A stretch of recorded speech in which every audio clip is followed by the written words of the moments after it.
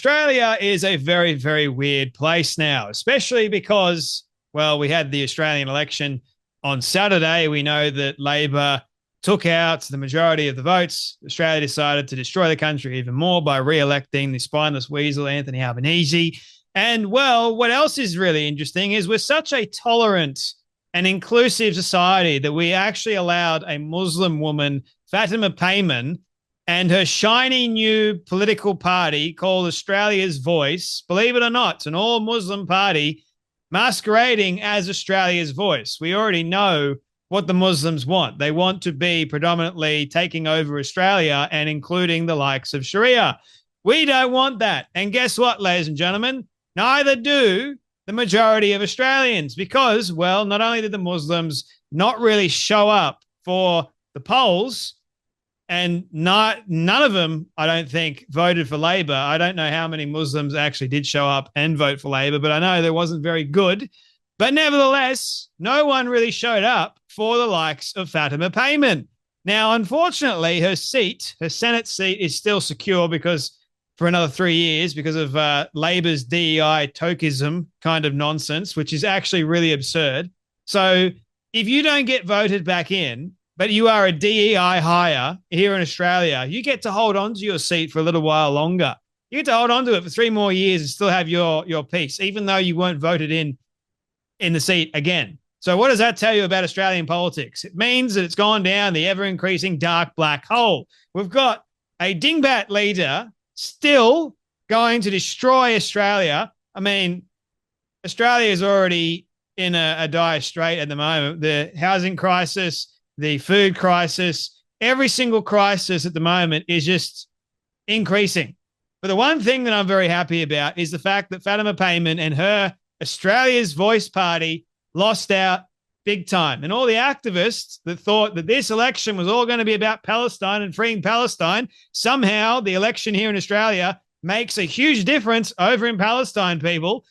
The Fatima Payman Australia's Voice party lost big time. And so did the Greens. Hallelujah. The whole activist nonsense, Australians are getting fed up of. They're getting tired of it. And you know what? It seems like they're the majority. These people think they're the majority because they've got the loudest bloody voices and you can't stop hearing about them. But the fact of the matter is the ones that really matter come poll time are the ones that have the real loudest voice, the ones that you can't really hear too often because they're just waiting and biding their time until they decide to strike. And when they do strike, you dingbats that have the really loud voice with the media and you're talking up nonsense through your backsides, you're the ones that end up paying for it. So Fatima Payman's shiny new party, ironically named Australia's Voice, has completely failed to register in the election. After dramatically quitting Labor so she could do more for Palestine, Fatima led her squad of candidates to a stunning defeat. Nowhere in any seat did voters bother to endorse her. Ouch. What does that say? Now, she's got apparently dual citizenship, but I saw a video, I don't know if this is true, of her going back to whence she came from to renounce her citizenship there, I think it's Iran, so that she could come back to Australia and then become more of an Australian citizen. Because if you are a politician serving in any kind of seat whatsoever, in any kind of political position, you shouldn't have dual citizenship. That doesn't show me that you're really loyal to Australia, to be honest with you. So Fatima Payman should be deported because why in the world is she serving at all? How is that even allowed? Oh, I know, because of Labor's DEI nonsensical policies. So don't worry.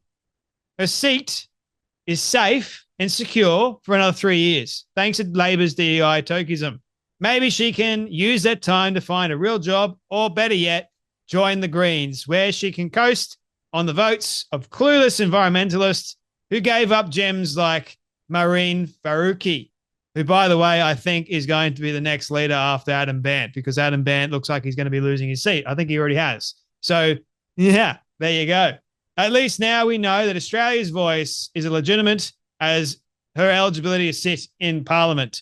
Spoiler alert, she's got no eligibility. But anyway, Political action groups that had hoped to unseat Labor's ministers and politicians in heartland seats over perceived inaction on the issue of Gaza say they achieved extremely positive results. Well, I don't know about you, but you lost seats and you didn't get anywhere. So seems as if Australians couldn't care less about your political issues of Gaza. Because guess what, ladies and gentlemen? I hate to be the bearer of bad news for you. Australia has got nothing to do with Gaza.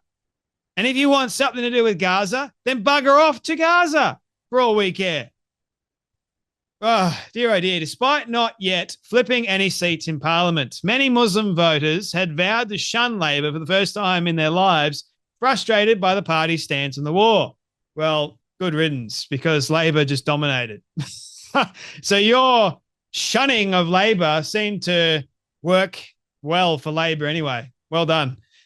Grievance with the government's stance on Gaza also erupted on the campaign trail. Prime Minister Anthony Albanese was heckled by another candidate, Amani Darwichi, who ran as a New South Wales Senate candidate for the Australia's Voice Party, headed by former Labor Senator Fatima Payman. Well, there you go, ladies and gentlemen.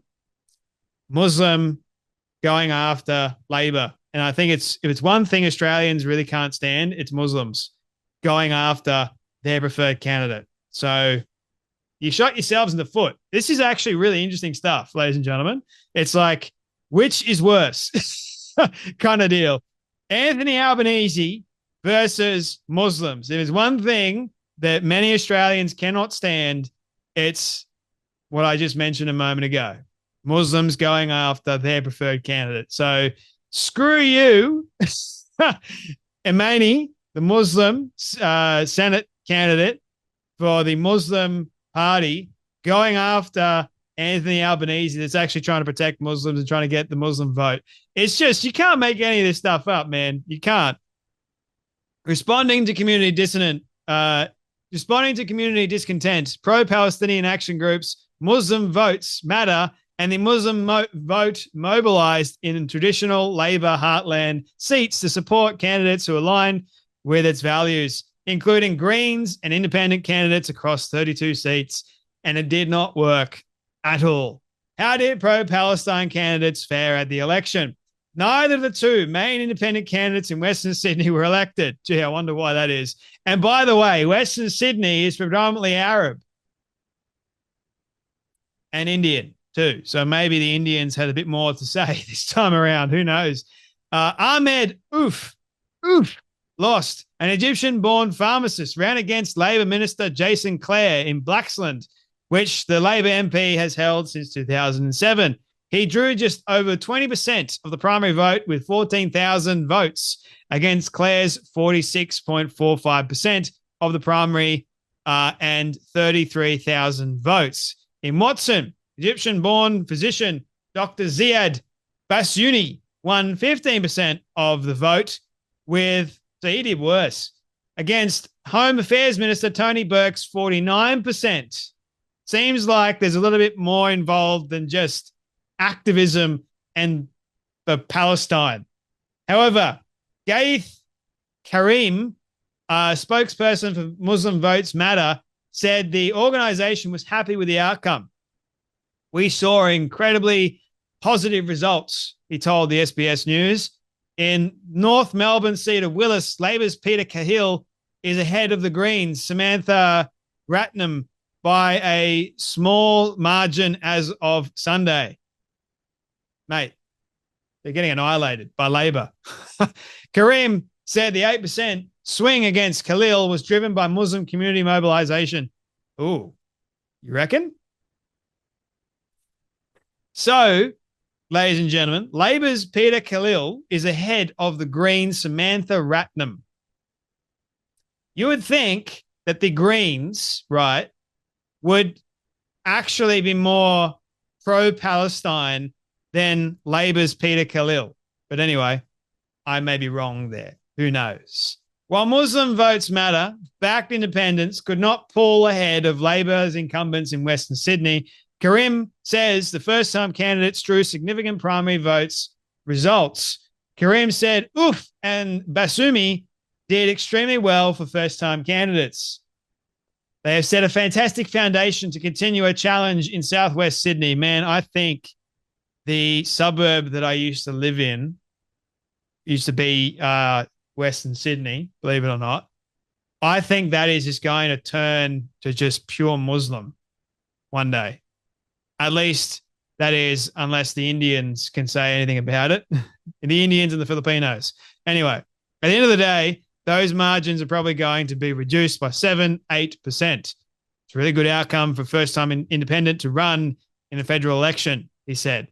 Well, you may think that it's a really good outcome, and who knows what's going to happen in the next 3 years, but I personally don't think they're going to get anywhere, because if it's one thing that we can count on for Australia, we don't want to be taken over by Muslims. They won't allow it. At least I hope we won't allow it. At least I hope that we'll actually mobilize around the fact that we don't want Muslims leading the country. Just pointing that out. That'd be very dangerous. But anyway, that's enough from me, ladies and gentlemen. You guys take care, be blessed, and I'll see you all in the next video.